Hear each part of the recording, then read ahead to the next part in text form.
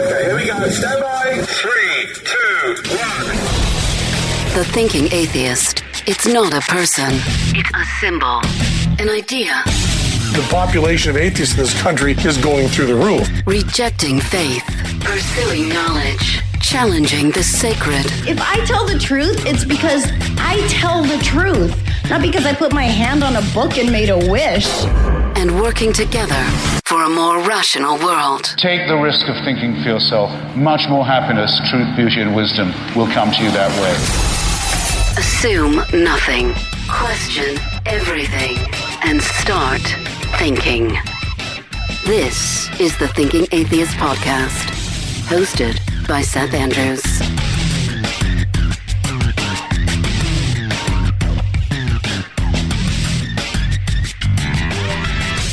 So I took a road trip. I was doing a couple of speaking gigs. The word gig makes it sound like I'm a band.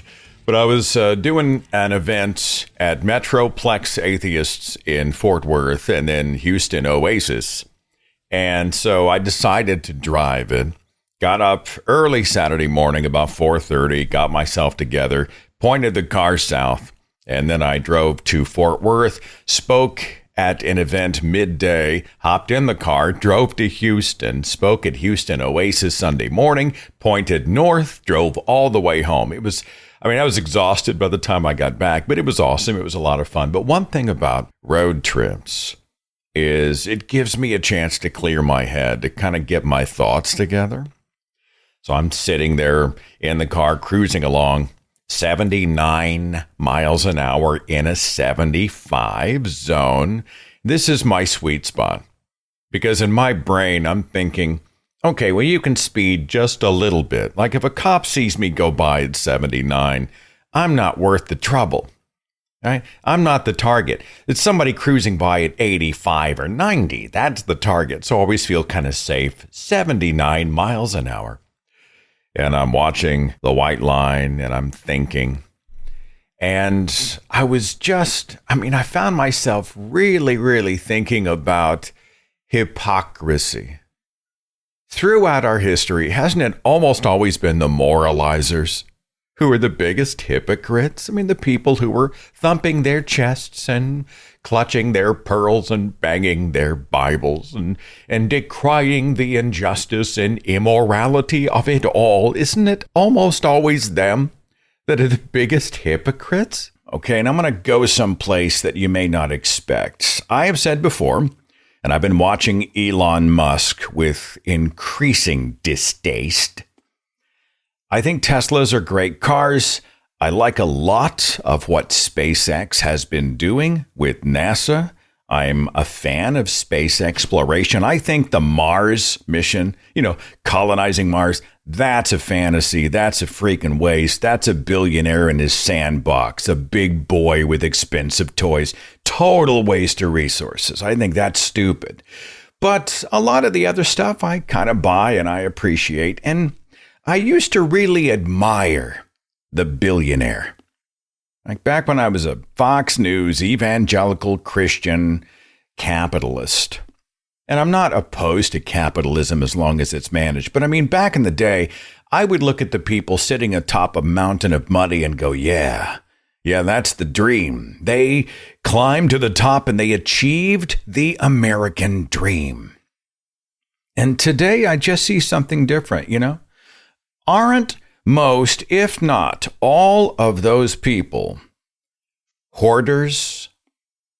No matter how innovative they are, no matter how much they have invented and innovated, no matter how hard they have worked. And I'm not trying to diminish the innovators and risk takers and hard workers in this world. And I don't deny anybody the wealth that comes with success. Good for you. I'm happy for you. That's the dream for all of us, okay? But this idea that their wealth was totally made by one person, right? And no, it was made on the backs of others, the hard work of others, often the exploitation of others. And what's the average pay at Amazon? I think it's like between 15 and 50 or 60 an hour, depending on your position. Fine. CEO or then CEO Jeff Bezos made $2 million an hour. Okay? I'm not denying he should be well paid as the founder and CEO. $2 million every hour. When does that become obscene? When does it become obscene? He bought, was it last year, the year before, a $500 million super yacht. I mean, you talk about luxury. 250 feet long, 3 outdoor decks. It had 2 swimming pools on the yacht, a movie theater, a bunch of meeting rooms. It had its own support boat. So wherever the yacht would go, there'd be another yacht behind it. And that second boat had a helipad so that Jeff Bezos' fiance could land her helicopter on the boat number 2 and then I guess get ferried over to the big super yacht. It's got 4 jet skis. It can even lift a small submarine if Jeff decides he wants to buy one. And the price of this one boat, the one super yacht, could build, if you called it $100,000 for a house. So now it's not a luxury house, and I know the housing prices are sky high, but let's call it $100,000 for a house, okay?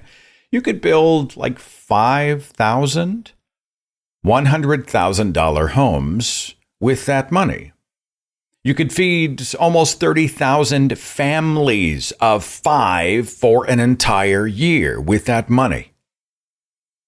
Jeff Bezos could install 50,000 fresh water wells in underdeveloped countries all around the world, places that have contaminated drinking water that carry toxins and disease. I mean, it's amazing. Maybe hundreds of millions of people no longer getting sick from the water that they are forced to drink. He could buy name brand shoes. I mean, I know many of them get into the hundreds of dollars, but let's say you found a $99 pair of Nike or Adidas or whatever. He could buy 5 million pairs of shoes for people around the world who don't have shoes and are forced to go barefoot. They can't even afford sandals, and those people exist, right? This is insulin for diabetes. It is cancer research. It's rebuilding neighborhoods that are locked into poverty. That's what one boat, one toy from a billionaire might be able to accomplish. But no, Jeff needs a couple of swimming pools on top of a luxury yacht that can only accommodate 18 guests. And you know his guests are also probably dirty, rotten, filthy, stinking rich and removed from the everyday problems of this world. So here I am, and I'm watching Christians all around me, people who supposedly follow the best teachings of Jesus Christ. 1 Timothy 6:10 says, the love of money is the root of all evil. Matthew 6:24, you can't serve God and money.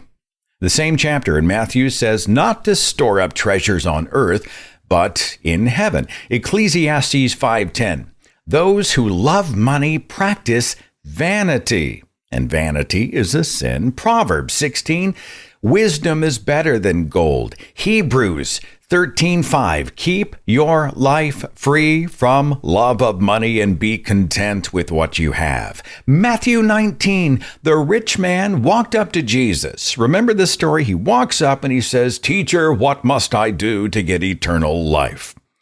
And among the many commands that Christ gave him, he told the rich guy, go and sell your possessions and give to the poor, and you will have treasure in heaven. Then come follow me. And Christians read those and they hear these verses at Sunday church and they get all misty-eyed. Yes, the love of money is the root of all evil. And then these same Jesus followers look up and there's a dude stashing away and wasting away more money than they would see in 1,000 lifetimes, living like a king while people are starving and suffering all over the planet. And they're like, yeah, that's the goal, man. That's what we want. That's the dream. That's the American way. Explain this to me. There's a meme floating around And it articulates the problem kind of like this. It said, if a monkey hoarded more bananas than it could possibly eat, while most of the other monkeys starved, scientists would be studying the one monkey to find out what was wrong with it. And yet when humans do this, we put their faces on the cover of Forbes magazine. Celebrity bling, jewelry, the stuff you see on the E! Network and Access Hollywood, etc. People giving out engagement and wedding rings, right? I mean, not that we shouldn't want value or seek value, but we all know that the diamond industry is bullshit. The De Beers company, all of this. This is all perception. We know that these rocks, and they're rocks, are not worth nearly what they are priced. They're simply selling us the notion, the perception of value. We talked about this on a show maybe 10 years ago, and we got into the wedding industry and how it has really branded itself onto, I know, especially the American psyche. And it may not be as true in this audience, but in the world in general. Let's say you propose to someone and you give them a ring. If that ring is worth $3,000, $5,000 or more, there is, there's a sense of worth, personal worth that gets attached to that. Now, they sacrificed. What was the commercial that said, isn't this worth 1 month's salary, to demonstrate your love? I can't remember the jeweler company, but it was like something about 1 month's salary. It's totally worth it, right? Now, if this same person was to propose and they gave their fiance or, who they wanted to be their fiance, a ring that was worth $300, the recipient might be insulted. What the hell? Would you go to Big Lots? Did you find this in a pawn shop? Did you pick it up off the ground? Did you see it in the street? Did you steal it? Don't you love me? Don't you care? Am I not worth more than $300 to you? I mean, we see this. We see this kind of perception of value branded onto our brains. So then you see the celebrities, and I'm just going through and they usually focus on the women because that's how these entertainment shows work. So I was looking, and most of the names I saw were females, but I mean, they're both guilty of bling. Kanye West, don't even get me started, right? But Kim Kardashian's ring, $4 million. Mariah Carey's ring, $10 million. The ring that was once worn by Jackie O, those diamonds are worth $22 million. It's a freaking rock. It's a rock. One little rock you stick on your finger. $22 million. You could buy a closet full of clothes for 150,000 people who can't even afford a shirt on their back. You could fill a closet, a relatively moderate closet, for 150,000 people. Suffering, needy people in this world. Or you can wear a rock. And you can, if you wanted, you can go out and you could find a fake or something that wasn't quite as quote unquote rare, that didn't cost nearly as much. Get the same look. You get the same bling. But there's something else going on. And we look at that waste, and I've seen this in the church. I certainly see it among evangelical conservatives where they see this and they're like, value. Let's say that a parent is raising a child, son or daughter. I'll go with son in this example. All right? The son goes to elementary school and grabs almost all the cafeteria food while his fellow students go hungry for the rest of the day. The parent would be outraged by that. He gets a job, but he demands that he gets most of the wages while everybody else gets paid very little. He becomes the HOA director for his neighborhood, and yet instead of doing improvements for them, he hoards most of the money for himself. He lives in a village. He diverts the stream so that he gets almost all the water, and everybody else pretty much gets nothing. He powers his mansion. The others do not get electricity and must live in the dark. I mean, you do something like you put those scenarios out and say, Mom, Dad, I did this. The parents would be horrified. You failed as a child. We failed as a parent. This is not how we raised you. You're supposed to be a person of honor and decency and empathy, sharing things, right? Sharing things. Help out your fellow man and woman. Now, these same people who would be horrified at their children being hoarders look up and they see Jeff Bezos, Elon Musk, Mark Zuckerberg, the Koch brothers, whoever, billionaires. And they're like, yeah, kids, that's the target right there. Yeah, that's the target. That's success. That's the dream. The hypocrisy is unreal. And I'll take this a step further, since we're talking about hypocrisy. How do parents train their kids to treat people? Right? Tell the truth. If you give your word, keep your word. Be a hard worker. Have a good work ethic. Be diligent. Be a friend to those who don't have friends. If you're on the playground, don't be a bully. Stand up against the bullies and stand for the oppressed. Heal people. Don't hurt them. Be of good character and surround yourself with people who are of good character. And if you succeed, and when you succeed, surround yourself with people that you can also help succeed. Be the rising tide that raises all the ships. This is the kind of stuff that parents rightly teach children. And then these same parents support and enable and even worship the most cruel and abusive people in the world. What is MAGA if not a cult of cruelty? Watch any Donald Trump speech and listen to the chanting of the crowds. Listen to the tone. Read the signs that they carry in the marches and at the rallies. Nastiness, bullying. Watch them cheer the man whose family used to deny housing to black people, who lawyered past having to pay his own vendors, right? He made a business deal and then he just decided not to pay because he could. Imagine you and I doing that in full view of family and friends. They'd think we were a piece of shit. The man who's hot for his own daughter. He's hot for his daughter. I mean, it's creepy. Our loved ones would be horrified if we were that way.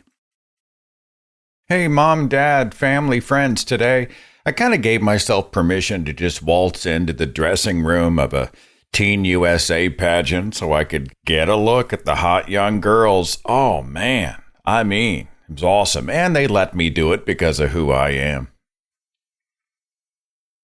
I'm a convicted sex offender, everybody. Can you imagine the embarrassment and shame they would feel? I faked out my investors. I built fake universities. I stole from a children's charity.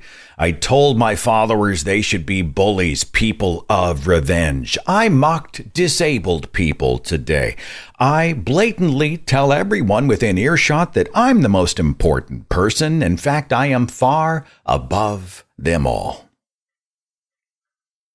I have never seen hypocrisy at this level. I've never seen anything like it. Imagine a teenage boy going home and telling his mother, you know, Mom, today I grabbed a girl by the pussy. And they let me do it. Because I'm me, they let me do it. I moved on her like a bitch. Everybody within earshot would be horrified and devastated. They would launch into immediate condemnation and intervention. Donald Trump says it, and there are some mothers attending Trump rallies wearing T-shirts that say, Trump can grab my pussy. I cannot believe it. Back before the election, Donald Trump said he could go out on Fifth Avenue, shoot another human being, and he wouldn't lose any votes. And he was absolutely right. I say, you know what? I could go out and murder somebody and I'd be just as popular. How fucked up would that be to the people we said it to in our lives? But when Trump does it, it's strength. Yeah. You know what? That's power. That's influence. That's somebody who can make up his own rules, beholden to no one. That's the dream. Why would hoarding and lording and cruelty be terrible and then suddenly be awesome? Is it all about money and power? Is it all transactional? You know, you got to break some eggs if you want to make an omelet.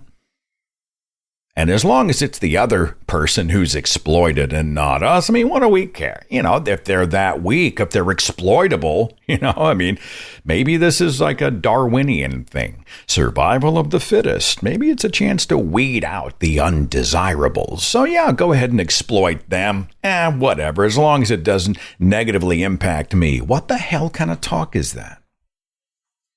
It's like that old question. I don't know if you've heard this one. But someone goes up to a married person and say, hey, could I get you to cheat on your spouse for $1 million? And the person says, $1 million? Hell yeah, I'd cheat on my spouse for $1 million. Okay, well, would you do it for $1? And the person gets indignant and says, $1? What kind of person do you think I am? And the questioner says, we already know what kind of person you are. Right now, we're just haggling over the price. At what point does morality get bought? Does a dollar figure change what is right and what is wrong? And we live in a country that worships celebrity and money. We love it. Celebrity and money. The dumber it is, the better it is. The more we lap it up. And I suspect that there's a whole culture of people that thinks it's just fine to destroy anything and everything standing between you and the pot of gold. In the case of MAGA, totally unaware, these people are totally unaware that Donald Trump, the man they worship, holds them in contempt. You think Donald Trump would give MAGAs the time of day in real life? You think he'd have them over for dinner? You think he would speak to them in any sort of relevant personal way? Are they going to come over and be wined and dined at Mar-a-Lago and join him for a round of golf, blah, blah, blah? Of course not. These people would never be accepted in the land of Trump. They would never be given the keys to the big skyscraper with the golden toilet in the bathroom. They are just resources to be exploited by the hoarder. They are grist for the mill. The oligarchs are crushing them on their own climb to the top. And those being crushed are like, thank you very much. That's the dream. One day, we'd like to not be the crushee. We want to be the crusher. Unbelievable hypocrisy. I'm just struck by it. I've been using this conversation in my own life, this tactic. If someone talks about I don't mean to be crass, but I'm going back to the grab them by the pussy line because it's probably the most famous and was pre-election. So everybody knew what it was and knew who he was, and they voted for him anyway, right? The evangelicals said, yeah, that's cool. No problem. It's locker room talk. Nobody's perfect. I elected a president, not a pastor. They've got a whole laundry list of excuses for why they can enable this predator. But I like to attach a proper name to it. What if it was your daughter that he grabbed? What if it was your mother or your sister? What if it was your wife that he grabbed? How quickly would you check that box? And it always gives people pause. It always stops them in their tracks. And they get uncomfortable, and sometimes the conversations have gotten uncomfortable and ended rather abruptly. But I know I gave him something to think about, because then it becomes real, right? Then it becomes real. What if the person he moved on like a bitch was your wife? And I think that's a very effective way to bring this home. Because otherwise, they're just allowing it, enabling it, or they're wearing the T-shirts that celebrate it. I just can't believe it. In this world where there are so many resources, what if the hoarders And the abusers, what if they committed all that energy to bettering the world around them, to lifting up instead of tearing down? I know it sounds like a John Lennon song, but why not? It's a beautiful song. This is the kind of thing I was thinking about recently, and I thought maybe you might be thinking the same things as well. I am interested in what you're thinking about this or whatever else is on your mind. Let me take a short break. We'll take your calls after this. Are you a fan of true stories, interesting history, celebrity trivia, true crime, weird news? Then you're going to love my podcast, True Stories with Seth Andrews. And I'm your host, Seth Andrews, releasing 5-minute podcast vignettes 3 times a week. Search True Stories with Seth Andrews on Spreaker and all major podcast apps, or visit the website, truestoriespodcast.com.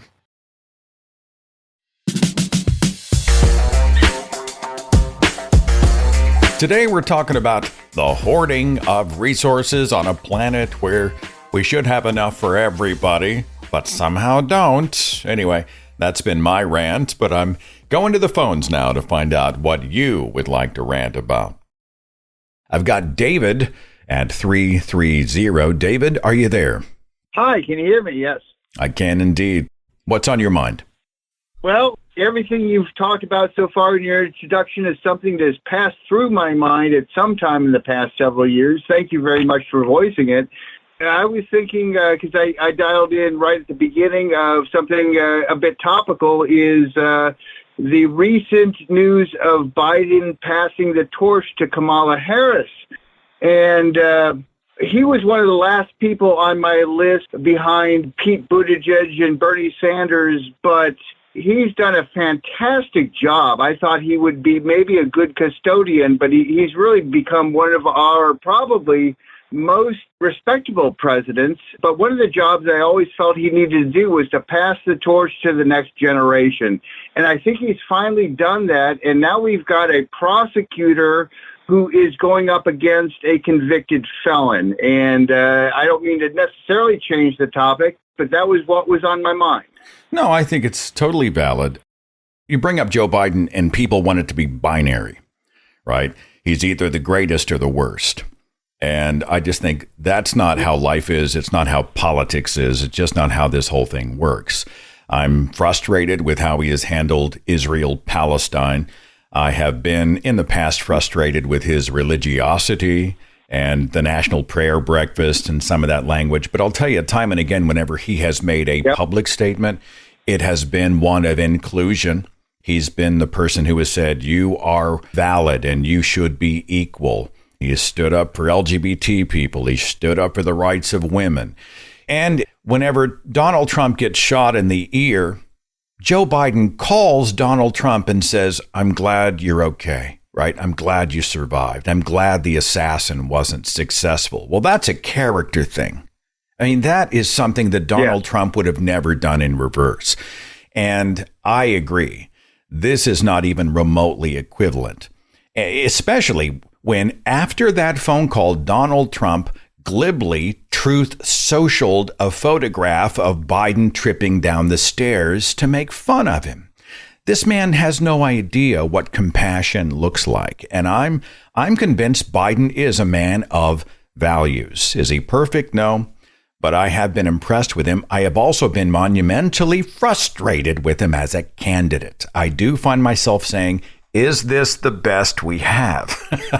And so whenever he decided to step down, I was relieved. And I would definitely take Kamala Harris. She's tough. She's smart. Refreshingly, she's not an old white guy in the long history of this country never having not once a female president. And just shows you how much catching up we have to do. And it wouldn't be a token president. If anybody's qualified, I think Kamala Harris is. So I'm actually excited to see if she's going to officially be the nominee. I don't know what it'll look like whenever this show airs in a few days, but I think it's a step forward, and I think she would destroy Donald Trump in terms of credibility and delivery in a one-on-one exchange. Thanks a lot for your comments. It's nice to have somebody who has a voice and the attention of others to make the comments. So thank you, Seth. It's been a pleasure to talk to you. I've been watching you for quite a while. I've been a converted atheist for about 30 years now. I'm in my 60s, and I've followed your story, and I hope to get to do this again sometime. It's the first time I've gotten in touch with you, but thanks for the topical conversation. It's been a lot of fun, and wishing you the best for the rest of your show. You're very kind. Thanks for calling. We'll see you later, David. See you later. Hell, Joe Biden could have stayed in the race, been on life support, and I still would have voted for him. Because I'm voting for a platform, and I'm voting to stop Trump cult before it completely destroys the country I live in. I've got Jared 269. Are you there? Hey, Seth. Thanks for calling. What's on your mind? Big fan and a patron. Very kind. Yeah, I wanted to talk about hippie Christians with you, but a couple thoughts.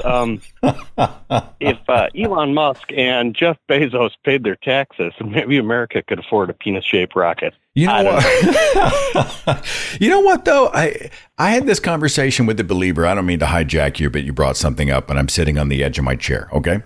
I brought this up with another evangelical, and I said, these people are able to use their power to avoid social responsibility. But the thing is, they're profiting off of things the government provides.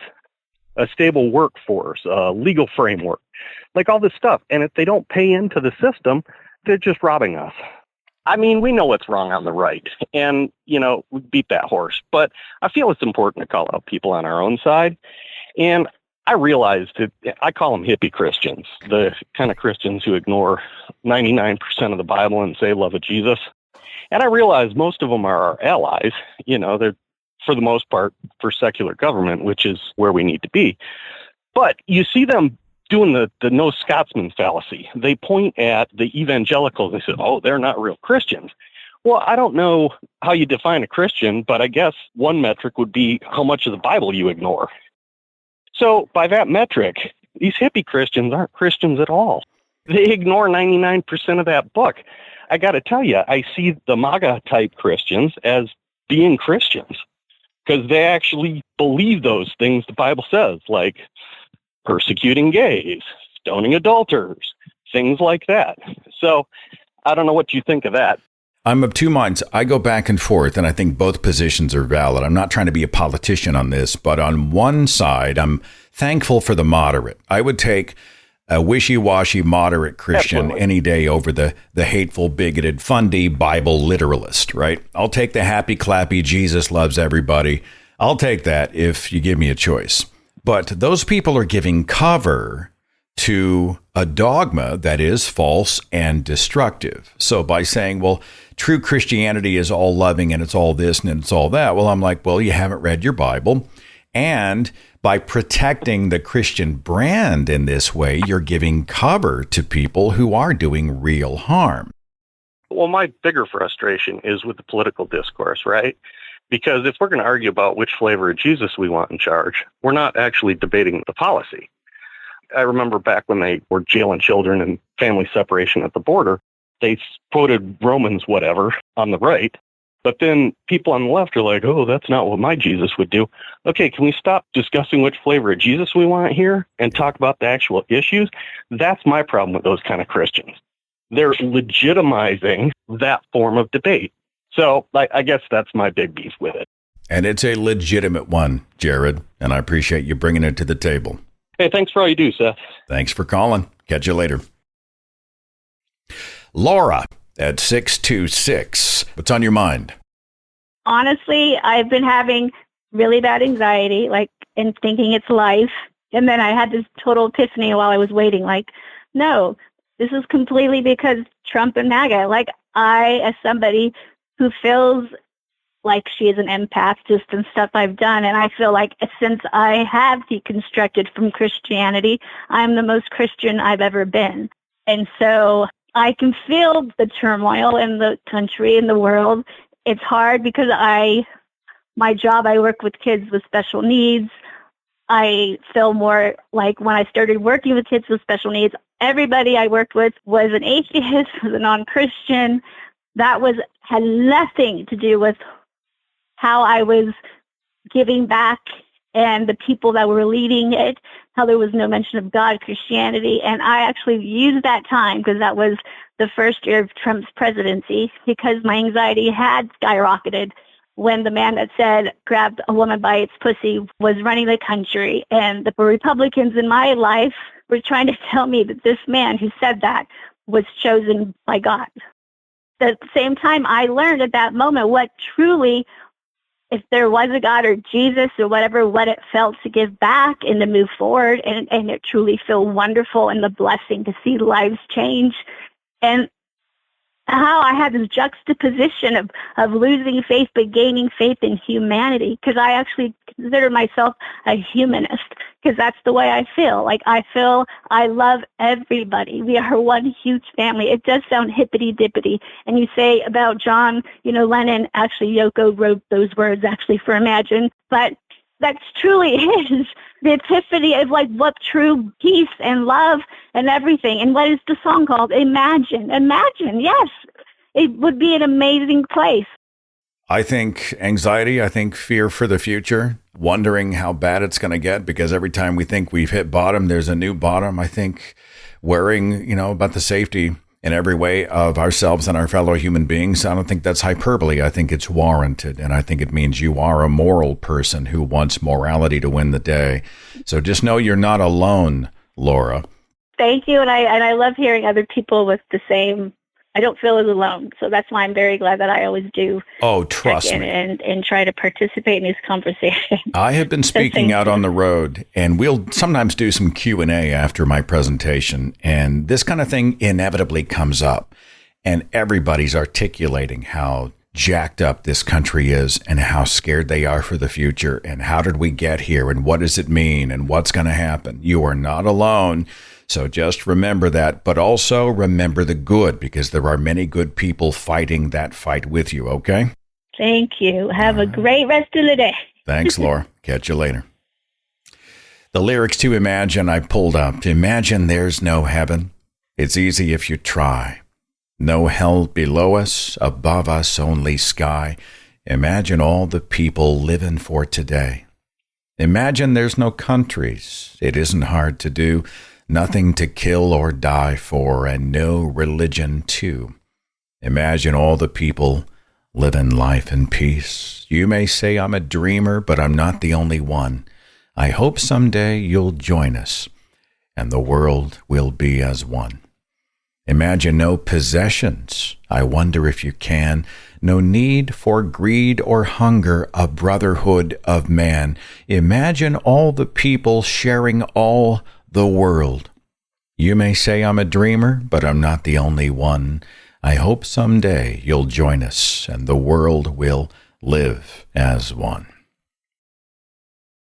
Becky at 980. Thanks for waiting. Are you there? Yeah, I'm here. Appreciate you calling. I'm doing well. What's on your mind? I have a question for you, but first I want to address what the young lady that you just spoke with. I feel it. Absolutely, the anxiety has been weird. I've been knowing this was coming down the pike since 2015. The way I've handled my anxiety was that in November 2016, I started smoking marijuana again. I hadn't smoked in 30 years. I've been hitting that pipe hard for 8 years now. My question, though, to you is, you can't be a hardcore thinking atheist all the time, Seth. Now, when you're relaxed and when sometimes you need to go a little place somewhere else just to feel better about the future and our place on this planet, what are they? The thinking atheist obviously is an aspiration. It's an icon. It's not a person. I'm not a great thinker. I'm pretty slow. I am not a great mind. No, this is not false modesty. Trust me. I've shared this show with guests who are really, really, really smart. I'm the guy that took 30 years to figure out that men could not live to be 1,000 years old. So, this is an honest statement. I don't know. I'm interested in mindfulness. That's mostly what I've been focused on in the past few years. If I was any religion right now, I would probably be a Buddhist, like a secular Buddhist. The idea of mindfulness, trying to center yourself away from anxiety, being in the moment, meditation, clearing all of that stuff out as a force of will, creating an atmosphere where you can focus on your breathing and sort of lock out the rest of the world. Natalie and I started to do yoga a few months ago, and there's some of that woven in there. It's not like wacky Maharishi light crystals and incense yoga. It's more about reward yourself, protect yourself, be mindful, and be thankful. There's a lot of that kind of language. That's the place I go. Oh, absolutely, yeah. All right. And I'll call you back another question, but I'll save it for later. Oh, you're good. Thanks, and love Becky. your show, kid. Appreciate you. See you later. I don't know. Now that I think about it, like, how do I center myself? Where do I go? Where do I retreat? Exercise has been good for me. I go out and play tennis in the sun. It's good to get outdoors, sweat it out, expand some energy, blow off some steam. That's been good.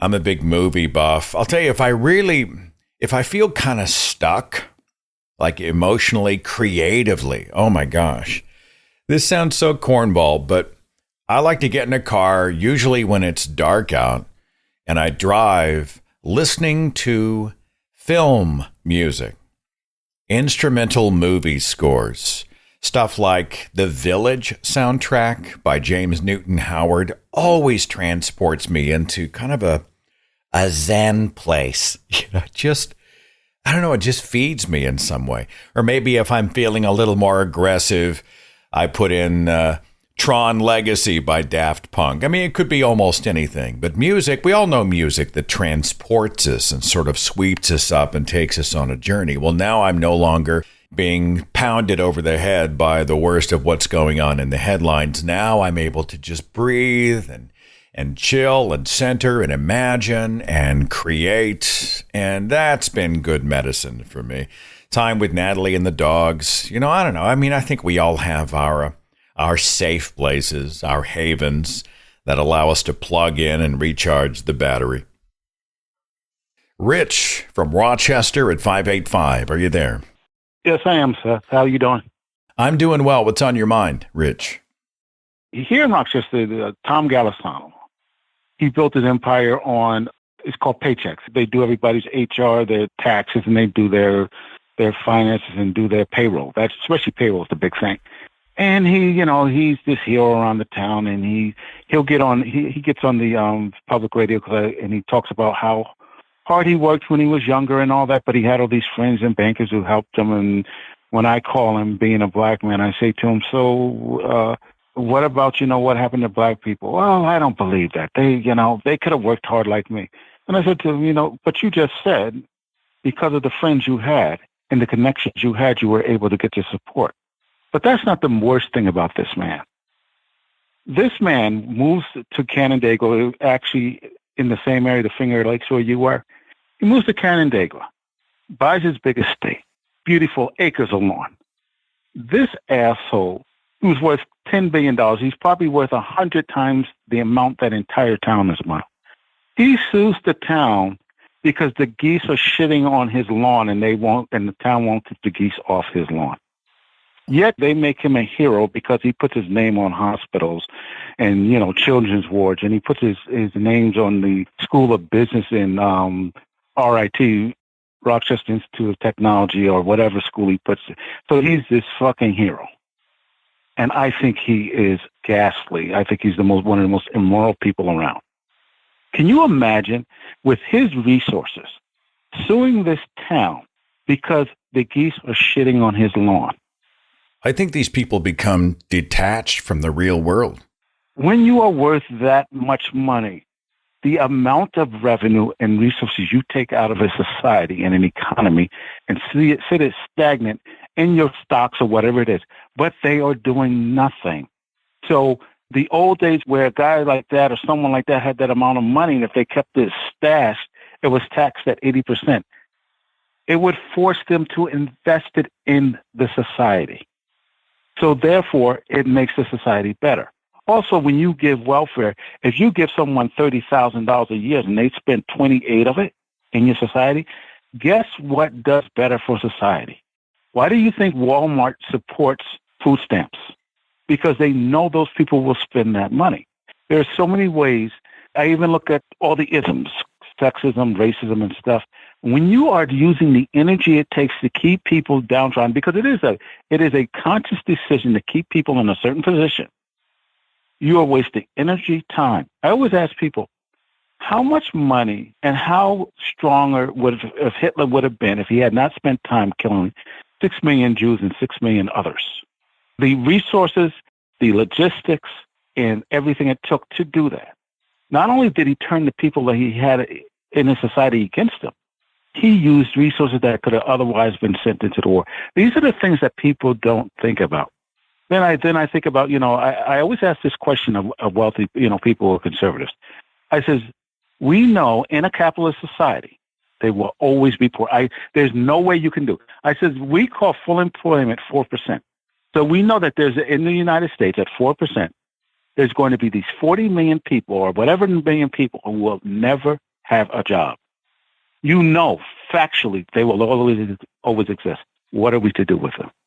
When I was, younger and a little more naive, I remember thinking, well, it's their own fault. They don't want to work or they're late. Not that laziness doesn't exist. We know it does. We know there are people who simply refuse to participate in a society. And there are people who are producers and takers, and that's a whole other conversation. But I used to write it off. I used to be like, if you don't have a job, it's your own fault. This America, pull yourself up by your bootstraps, which was absolutely a position of privilege. And it was a way to take all these people who were disadvantaged with a deck stacked against them, and I can just write them off and blame them, right? It was victim blaming. There's so much of this going on in this country. And to the anxiety of Trump getting in the White House again, tell me what great nation and great empire doesn't end up in a place that they self-destruct. From Rome to China to all of them, and even the British. And the telling thing that you see in all this, looking at it historically, they all end up with the barbarians, the outsider. They all become greater than everybody else. Everybody else is worse than they are. And when they get to that level of entitlement, they self-destruct. What makes people think we won't do the same thing? The American exceptionalism is going to be our downfall. And when people say, well, both sides, anytime someone tells me both sides, that means that they are in a morally indefensible position. So they say, well, both sides do it. When you hear that kind of language, be wary of that person, of what they're saying. I think sometimes people who are weary of all the noise and they simply are not engaged, they are ignorant, don't know the facts, or maybe they're just resentful and are looking for an excuse not to participate in any solutions. Their way out is to say, everything's screwed. They're all equally bad. They're equally corrupt. They are no different. I'm going to take my ball and go home. And I think people are motivated in a lot of ways, different ways, for taking that position. But you're right. It's either a position of privilege or I think it can be laziness or, just bad reasoning. This idea you could look at both candidates, both parties, both situations, and make any kind of an equivalence argument to me just makes my brain explode. Rich, that's good stuff. Thanks for being a part of today's conversation, my friend. Thank you, Seth. I had a couple of thoughts. First of all, I posted this and several people pushed back. I borrowed this idea from somebody else, but I memed it, and it said this: I think we should outlaw billionaires. Instead, at $999,999,999, we can give them a plaque that says, "Congratulations, you've won capitalism." Then we name a dog park after them, and we use their surplus to house, clothe, feed, and medically treat needy and hurting people. And I advocate, if you get to some certain point in this society, knowing that this society helped you to make the money, you do have a responsibility. And I think there should be a cap, and we take the rest of it and we distribute it to the needy to benefit the society that benefited you. I agree with that. Some people came in and they were like, well, do you really want to limit people? Or do you want to take away their rights? You know, everybody talks about rights, but they don't talk about responsibilities. On the other side of the coin, have you heard about this guy? And this is several years old. The CEO of Japan Airlines, Haruka Nishimatsu. This man cut his own salary. He's CEO of Japan Airlines, or he was at the time of the story. He cut his salary to $90,000 a year. He eats lunch in the cafeteria with the employees because they had to make company-wide reductions. He knew it was time to tighten the purse strings. He decided he was going to do the common man approach. He was going to lead by example. He took the walls out of his office so that his employees could approach him. He buys his clothes at a discount store. He doesn't wear Armani or Versace or whatever. And he jumps on planes from time to time to help out the flight attendants and talk to the passengers because he wants to engage with the company that he manages. This guy made global news because he was saying, you know what, we're all in this together. And $90,000 a year in 2005, that's solid living, man. I can pay my bills with that. And I'm going to lead by example. I found that story so refreshing. It just blows my mind. It makes me think, well, maybe not all CEOs of big organizations are hoarders. We've got more time. That means more calls. Short break. Be right back.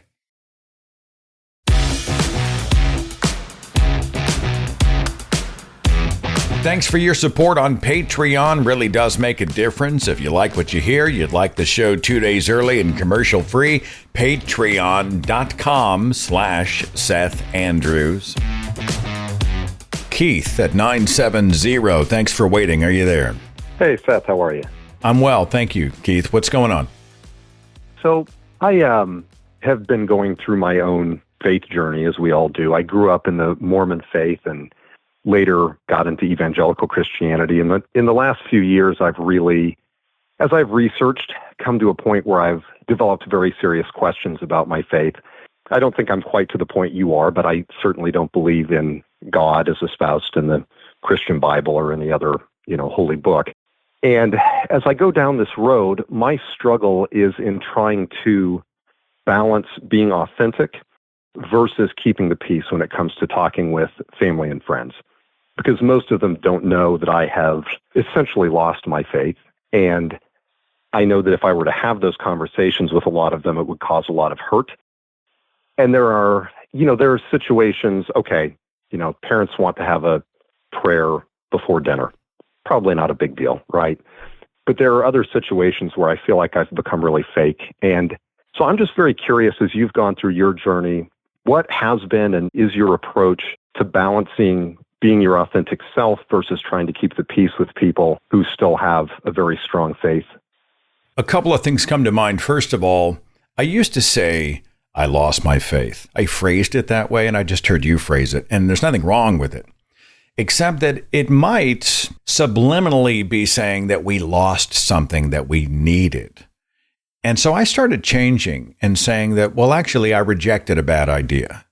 I realized it was not true. So instead of saying I lost my faith, meaning I hope I find it, instead I thought, well, I realized that, it doesn't work. And so I moved on.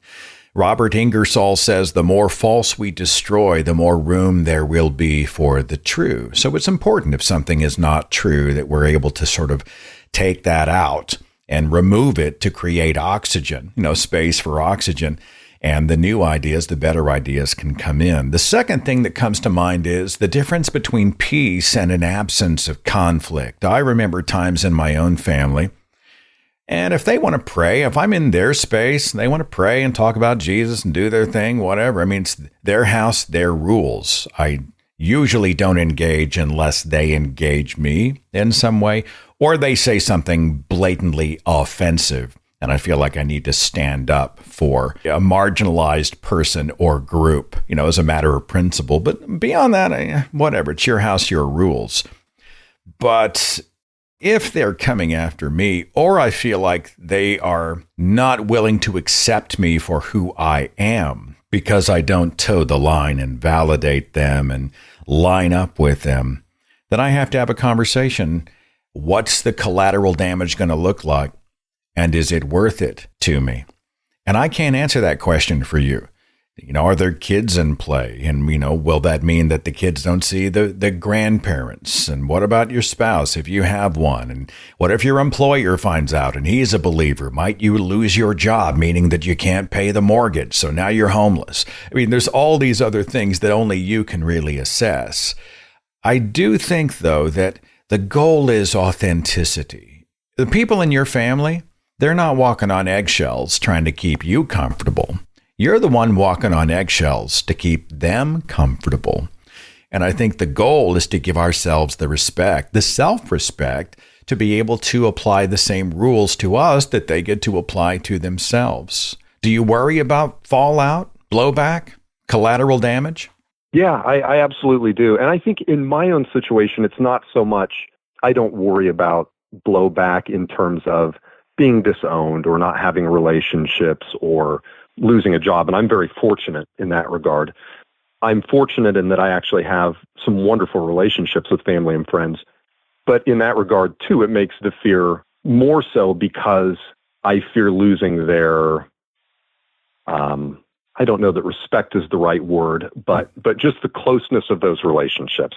Again, they would never push me away from being around them or from being a part of their lives, but that there wouldn't be a closeness, or maybe it's a veneer of closeness. We're talking about distance, and I think it makes total sense. What happens if they don't fully lean into me as a friend anymore? What happens if they become guarded or even distrustful? And, those types of conversations are totally valid. The thing is if you are authentic, and I think there's a way to approach that. You don't walk in with a "There is no God" t-shirt on Thanksgiving, in front of family. Right. That's, you and I both know that that's not the way to go.